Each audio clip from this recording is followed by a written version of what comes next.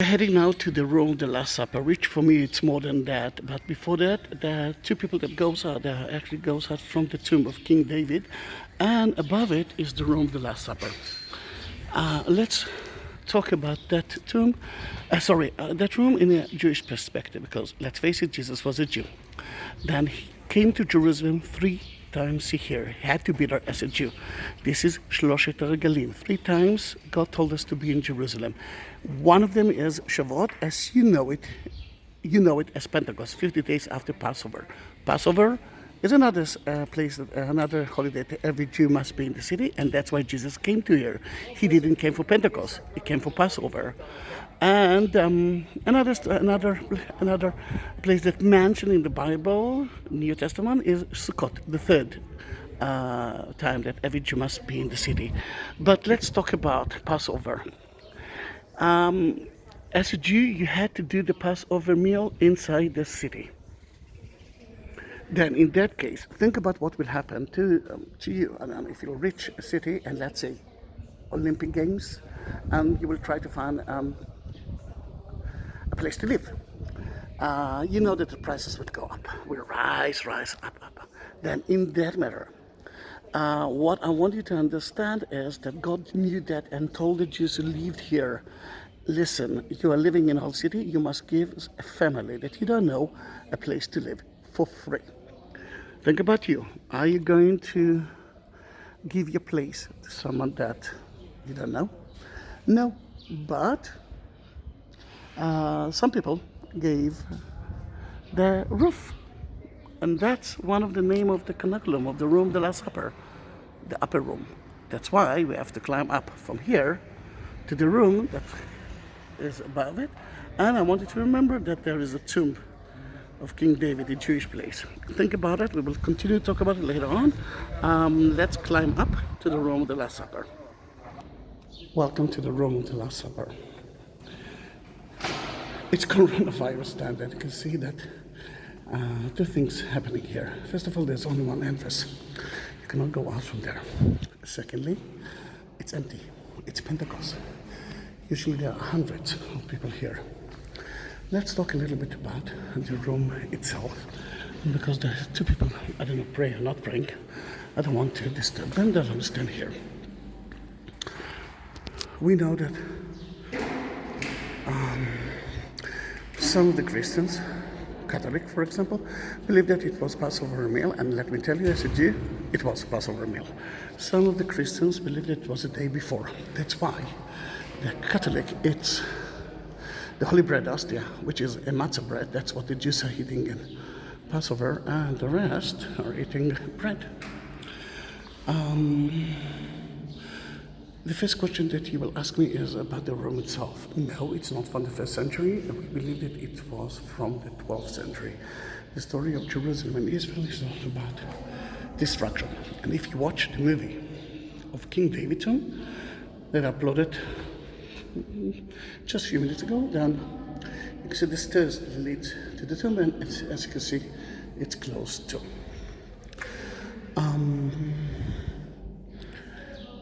A little bit of history. This is a Christian place. Beneath you, it's the tomb of King David, which is a Jewish place. In the 14th century, the Christians and the Jews were fighting of that place. Who will own the building? They went to the Muslims, the Mamluks. The Mamluks told them to go away. They're Jews, and go away. They're Christian. From right now, it's going to be a Muslim place. Then they turn it into a mosque. You can see here the mihrab.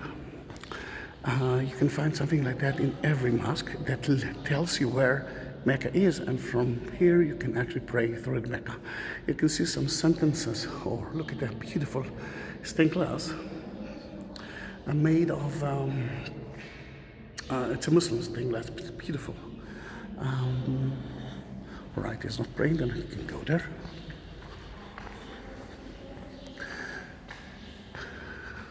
Look at that sign. The Muslims turned that place into a mosque, and they actually mention here that they threw away the pagans and turn it into holy site. Another thing that they built here is that room. You can see the entrance, which is sadly closed now. Usually it's open on Shavuot, Pentecost.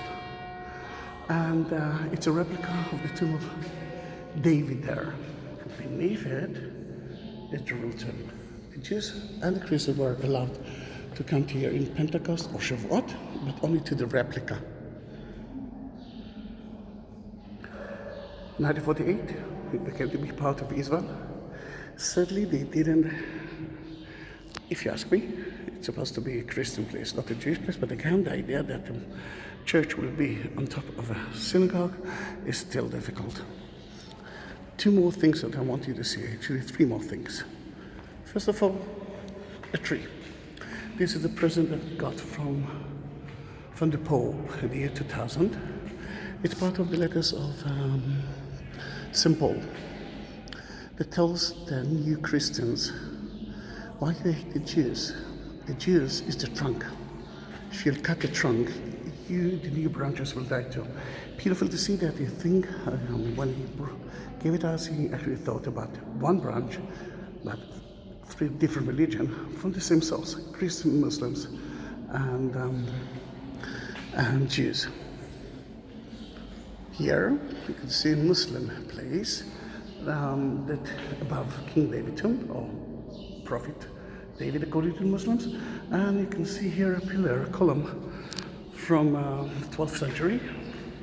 Shows you a mother falcon that couldn't feed her own chicks. And she decided to feed her own chicks from her own flesh. This is the story of the room of the Last Supper. But if you're talking about the room of the Last Supper, for me, that room is much more important than a regular room, because I think the name is a wrong name. Room of the Last Supper tells us one thing, but so many things happen in that room. After the meal, which is very important because a day later Jesus will be crucified. When he resurrected, he came to here, and then the story of doubting Thomas, and before that, he washed the legs of the feet of the disciples, which we are doing it until today in almost every church. And the most important thing, it's now, it's Pentecost. Why Pentecost is so important for me? Then let's start with it. The first Mass ever was held in that room. Jesus said, eat that bread, it's my body, drink that wine, it's my blood, and we're doing it every day in every church. It doesn't matter what kind of order or what kind of church. Then the first Mass ever service was held here by him, Jesus himself. The second story, which is important for me, is Pentecost. The disciples were here not because Jesus told them to be in the room. They were here because they had to be here as a Jew. 50 days after Passover, there's no reason to go all the way to the Galilee area. Then he told them to stay here, and then at Pentecost, holy fire went down from heaven straight to them, and people started to talk in strange languages.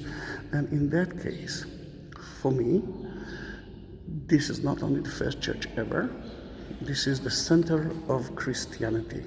If you ask me, this is the reason that it must be part of the Christian world. Which part? I'm not going into politics. Before we leave out the room, I wanted to share two graffitis from the 12th century. I think German graffitis, and there's the word Allah right here. To make it more difficult, because it's a Jewish place, you can see a mezuzah at the right part of the door, and that tells you that you're entering into a Jewish place. We'll go outside. You couldn't see it before. You can see the Dormition Church, and according to the Catholic and Greek Orthodox, that was the house of Mary. Then that's where she died, fell asleep, according to different orders. Room of the Last Supper. It's usually open until 6, but again, Corona time, it's not easy, but that room was closed for a long time, for at least 2 months, and we opened it yesterday, or 2 days ago. May 28, 2020. The room of the Last Supper. Pentecost place. Such an important site for the Christians, for me, one of the most important sites for the Christians.